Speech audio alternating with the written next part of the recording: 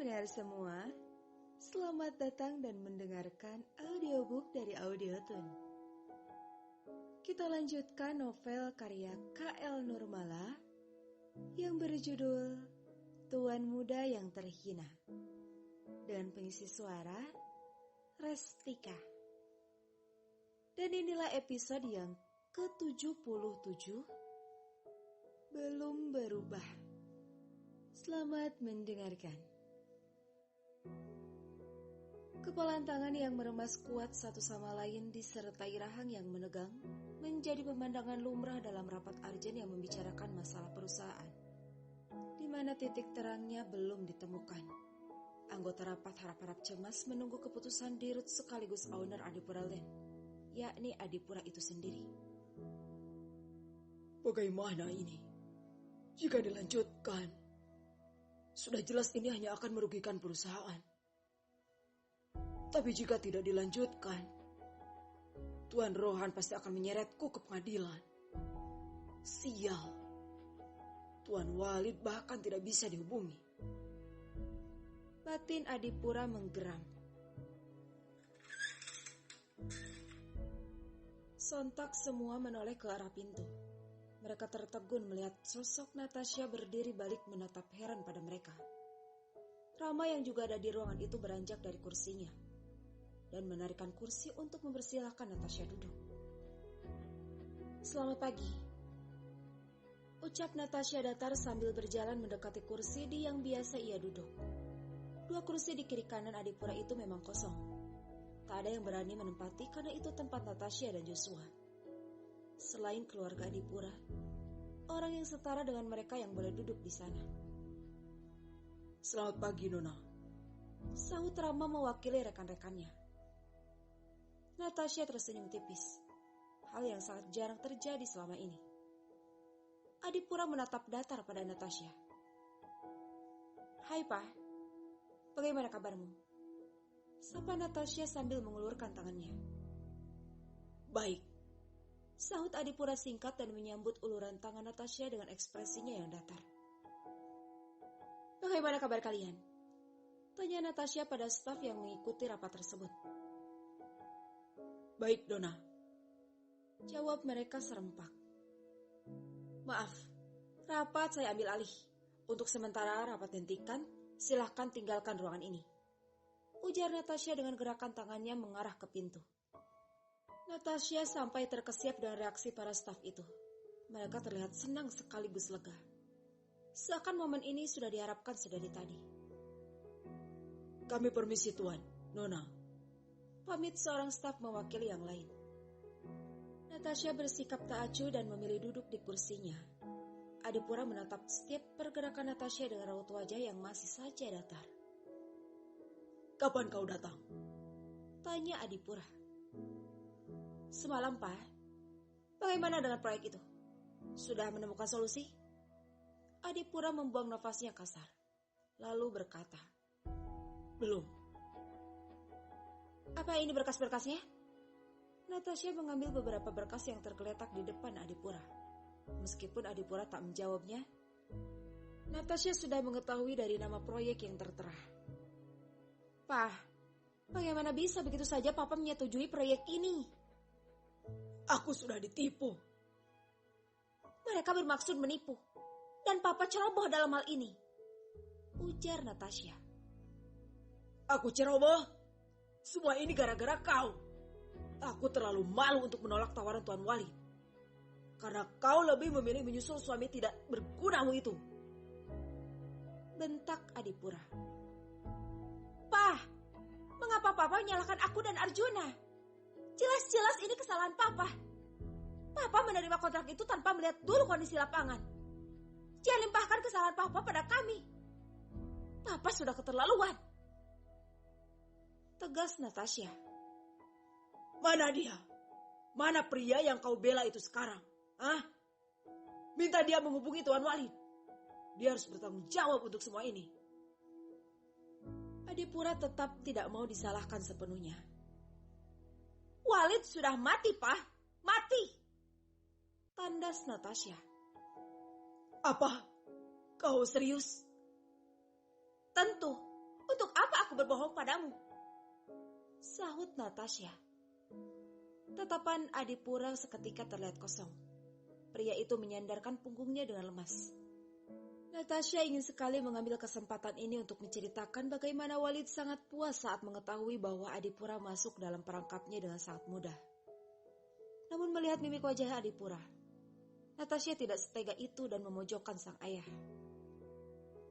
Aku akan mendatangani ownernya, ujar Natasha. Kau? Iya, Rama akan bersamaku. Natasha memijit tombol intercom untuk memanggil Rama di ruangan divisi keuangan. Pak, apa hanya berkas-berkasnya? Tanya Natasha. Selain map yang berisi berkas perjanjian kontrak, ada juga berkas-berkas yang hasil survei di lapangan tentang kondisi tanah. Aku pergi dulu, Pak. Pamitnya.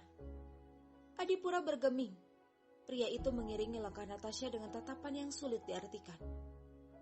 Sementara itu di tempat lain, gelak tawa terdengar menggema di balkon sebuah rumah besar yang terlihat menyerupai villa di ujung kota R. Pria itu bertubuh tambun dengan kumis tebal itu sedang mendengarkan laporan dari anak buahnya mengenai gerak-gerak Adipura dan orang-orangnya. Tak lama panggilannya pun berakhir. Kali ini, aku menang banyak. Tuan Walid benar-benar pintar memilih mangsa. Aku harus memberitahunya. Adipura itu bodoh sekali. Seandainya saja semua pengusaha di negara ini seperti dia. Pria itu tak lain adalah Rohan Singh. Seorang warga negara Pakistan yang merupakan pengusaha di segala bidang yang menurutnya menguntungkan. Kemana Tuan Walid? Sejak kemarin aku tidak bisa menghubunginya. Gumam Rohan yang masih mencoba menghubungi Walid. Halo, ada apa? Tanyanya. Tuan, saya mendapat kabar. Putri Adipura sedang menuju ke tempat Anda. Ujar anak buah Rohan di ujung ponselnya. Benarkah? Apa aku harus menyiapkan penyambutan untuk Nona Adipura itu? Ku dengar dia sangat cantik. Sepertinya aku harus menyiapkan kamar dengan ranjang yang bertabur kelopak mawar di atasnya. Kelakar Rohan. Ide bagus, Tuan. Benarkah? Kirimkan fotonya padaku. Rohan tergelak dengan benak yang membayangkan sosok Natasha. Panggilan pun diakhiri. Tak lama Rohan menerima pesan gambar berupa foto Natasha yang diambil dari berita online. Wow, aku tidak salah lihat kan? Seorang bidadari akan mendatangiku. Aku benar-benar beruntung sejak berurusan dengan Adipura. Setelah Adipura Lane, sekarang Nona Adipura, aku harus bisa memilikinya. Ujar Rohan bermonolog. Aku harus bersiap menyambutnya. Pakaian dan perhiasan terbaik akan membuat matanya silau. Wanita mana yang mampu menolak pesona harta Rohan Singh? Kelakarnya sambil beranjak dari kursi. Hei, kau! Kemari bantu aku berdiri. Pekiknya pada pria yang berdiri di dekat pintu. Perawakannya yang tambun membuat Rohan kesulitan untuk bangkit setelah duduk lama. Menyingkir dari jalanku. Hardik Rohan pada pria yang tadi membantunya berdiri. Rohan berjalan menuju kamarnya dengan langkah yang berat. Pelayan, siapkan makan siang istimewa untuk wanita teristimewa. Gelak tawa Rohan masih terdengar meski pintu kamarnya telah tertutup. 1 jam kemudian.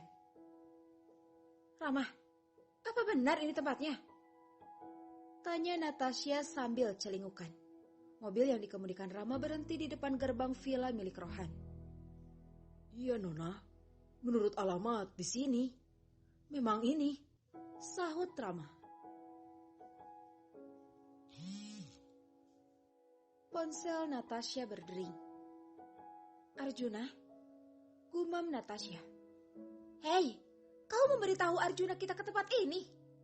Todong Natasha. Maaf, Non. Saya takut terkena marah Tuan. Cengir Rama. Kau memata-mataiku? Tuduh Natasha. Bukan begitu. Anda salah sangka. Geleng Rama cepat. Awas saja kau kalau laporan yang macam-macam. Ancam Natasha. Tidak mungkin, Non. Saya tidak seberani itu. Sahut Rama cepat. Natasha mendelik, lalu menerima panggilan Arjuna. Halo Abi. Rama melongo mendengar suara Natasha yang lembut itu. Ia tidak percaya Natasha sempat itu merubah intonasi suaranya. Sayang, mengapa tidak bilang padaku kalau kau harus pergi keluar kota? Tanya Arjuna di ujung ponsel Natasha. Maaf, aku tidak terpikir ke sana. Sepertinya aku belum terbiasa. Sahut Natasha pelan. Tidak apa sayang, pelan-pelan saja. Aku sudah dekat dengan posisi kalian. Tunggu aku ya. Pesan Arjuna. Baiklah. Pungkas Natasha dan panggilan pun diakhiri. Natasha dan Rama saling menoleh saat melihat penjaga pintu villa itu menghampiri mobil mereka. Bagaimana ini, Nona? Tanya Rama.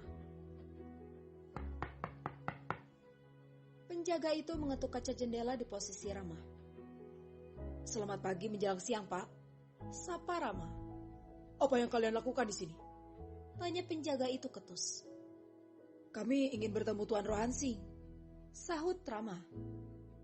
Kalian siapa? Dan dari mana?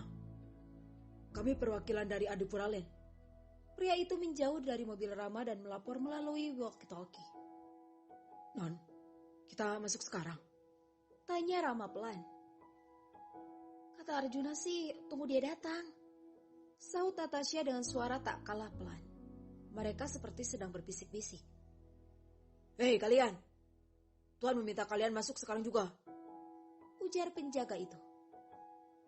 Bagaimana ini, Non? Masuk jangan. Tanya Rama lagi. Apa kalian tidak mendengarku? Jika kalian tidak masuk sekarang juga, jangan harap pintu ini akan terbuka untuk kalian. Tegasnya lagi. Natasha dan Rama saling menatap bingung. Kalau kamu mau dengar audiobook lebih banyak dan gratis, segera download Audiotune.